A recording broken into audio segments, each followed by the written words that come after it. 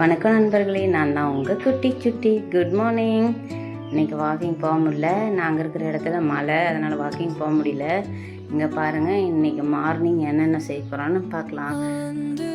காலையில் குடிக்க பால் சூடு பண்ணி வச்சுட்டு இருக்கேன்.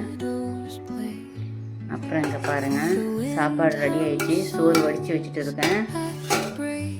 இது ராகி களிக்காக வச்சுட்டு இருக்கேன். இன்றைக்கி சிறுகீரையை கடைய போகிறோம். அதே மாதிரி ரசம், இது ஒரு ஸ்பெஷலான ரசம்னே சொல்லலாம். என்னன்னா, அரிசி கழுவுறோம் இல்லையா, ஃபஸ்ட்டு 2 முறை க்ளீனாக அரிசியை கழுவி ஊற்றிடுங்க. 3ஆவதாக கொஞ்சம் நேரம் அரிசியை ஊற வச்சுட்டு அந்த தண்ணியை எடுத்து ரசம் வைங்க. அவ்வளோ சூப்பராக இருக்கும்.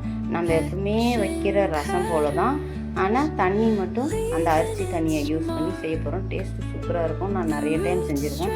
நீங்களும் ஒரு டைம் செஞ்சு பாருங்கள். என்ன பண்ணலான்ட்டு பார்க்கலாம். இதோட பன்னீர் ஃப்ரை பண்ண போகிறேன். எப்படி செய்யலான்னு இது காட்டுறேன். கீரை குழம்புக்கு ரெடி பண்ணிட்டோம். இதில் பருப்பு கொஞ்ச நேரம் வேக விட்டுட்டு அது கூடவே பூண்டு, வெங்காயம், ஒரு 3 பெரிய பெரிய தக்காளி எடுத்துருக்காங்க, கொஞ்சோண்டு புளி, பச்சை மிளகா, அதுக்கப்புறம் காஞ்சி மிளகா கொஞ்சம் சேர்த்துருக்கேன். நீங்கள் பச்சை மிளகா மட்டுமே சேர்த்துக்கலாம், இல்லை காஞ்சி மிளகாக்கு மட்டும் கூட சேர்த்துக்கலாம். பச்சை மிளகா மட்டுமே சேர்த்துனீங்களா கூட சூப்பராக இருக்கும் டேஸ்ட்டு. அது கூட புளி கொஞ்சம் போட்டுட்டு கீரையை போட்டு இருக்கேன் பாருங்கள். உப்பும் போட்டாச்சு.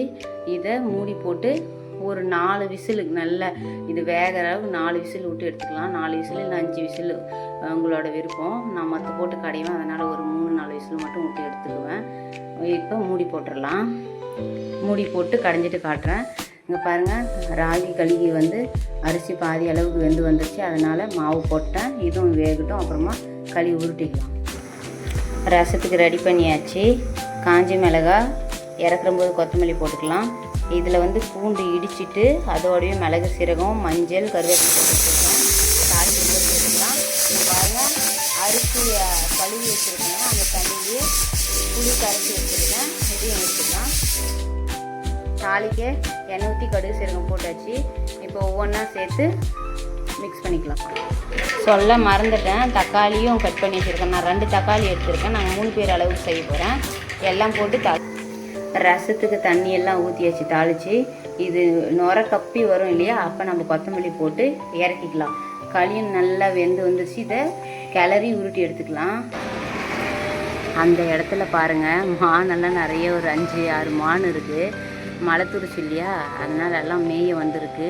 அழகாக இருக்கும். புள்ளி மானு, கொம்பு மானுன்ட்டு சூப்பராக இருக்கும். இது காட்டு பகுதி இல்லையா, உங்களுக்கு தெரியுதான்னு தெரில, எனக்கு நல்லா தெரியுது. அந்த இடத்துல இருக்குது ஒரு 5 மான் இருக்குது. மயில் எல்லாமே இருக்கும். பார்க்க அவ்வளோ சூப்பராக இருக்கும். காலையில் பொங்கி வந்துருச்சு ரசம்.